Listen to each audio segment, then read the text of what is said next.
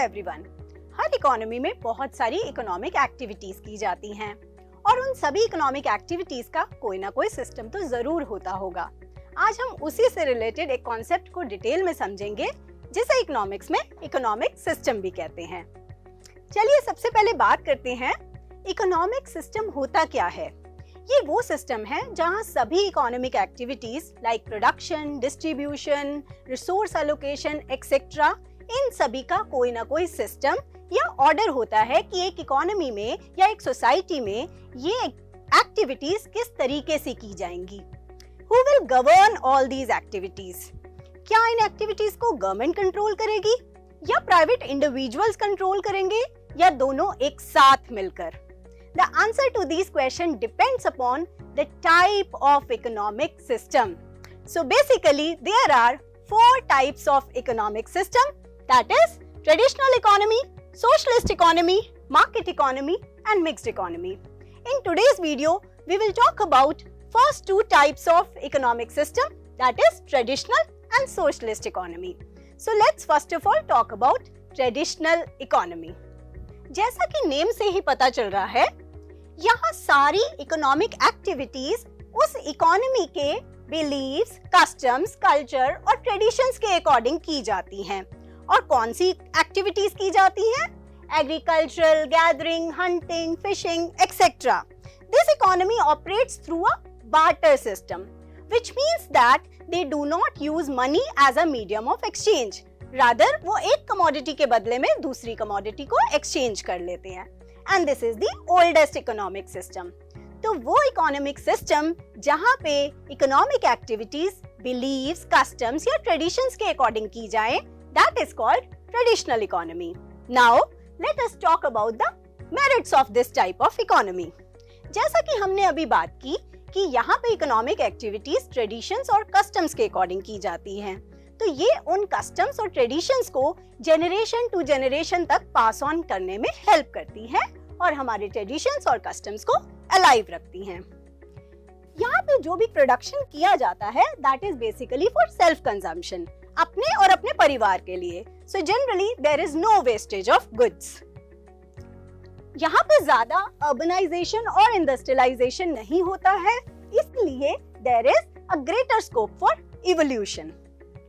Generally जो भी activities की जाती हैं ट्रेडिशनल इकोनॉमी में वो एग्रीकल्चर बेस्ड होती हैं और इसीलिए they are environment friendly.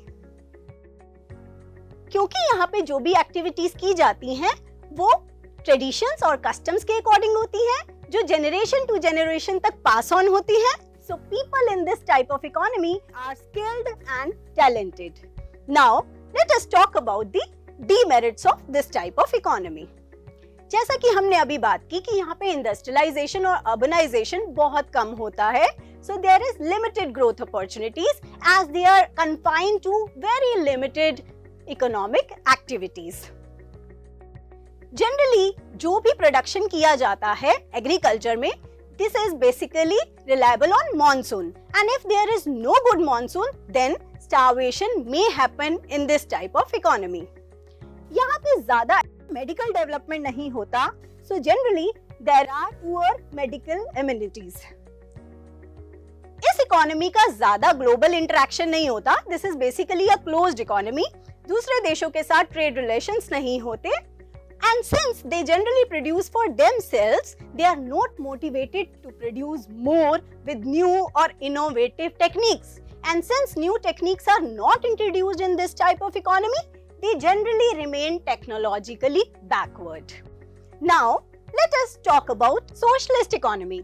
It is also known as planned economy or command economy.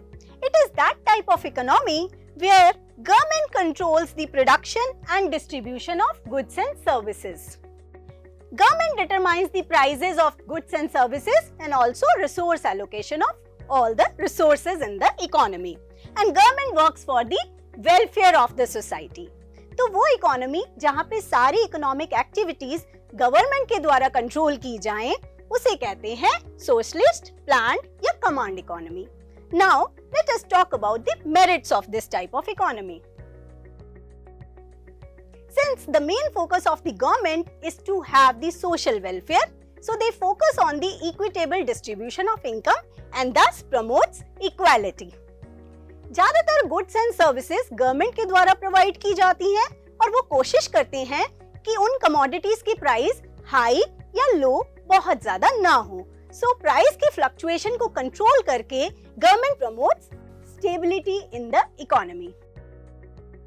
जैसा कि हमने ऑलरेडी बात की कि गवर्नमेंट सोशल वेलफेयर के लिए काम करती है और इसी को प्रमोट करती है, और इसके साथ साथ क्योंकि रिसोर्सेज गवर्नमेंट के द्वारा एलोकेट किए जाते हैं तो वो प्लान्ड एंड कोऑर्डिनेटेड मैनर में सभी जगह पे एलोकेट किए जाते हैं। अब हम बात करेंगे इस इकोनॉमी के डीमेरिट्स क्या होते हैं। क्योंकि सारी की सारी एक्टिविटीज बेसिकली गवर्नमेंट के द्वारा की जाती हैं, so it is very difficult to check the malpractices like corruption and inefficiency.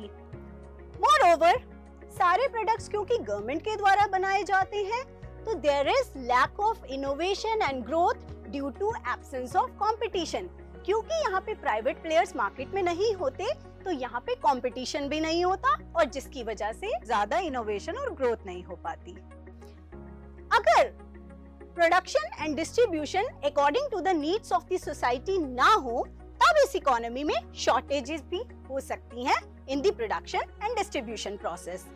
As all the goods are generally produced by the government, so very limited individual freedom is given to the consumers in this type of market. So these are all the demerits of the socialist economy. तो आज की video में हमने बात की कि traditional economy और socialist economy क्या होती है। तो उसी से रिलेटेड आज आपके लिए एक टास्क है। You have to think about a country that follows the socialist economy and how government can play a better role in country's economic growth. So that's all for today. So I hope in today's video you must have understood about traditional economy and socialist economy. But there are two more types of economic system, that is mixed economy and market economy, which we will talk about in our next video. Till then, keep learning and take care.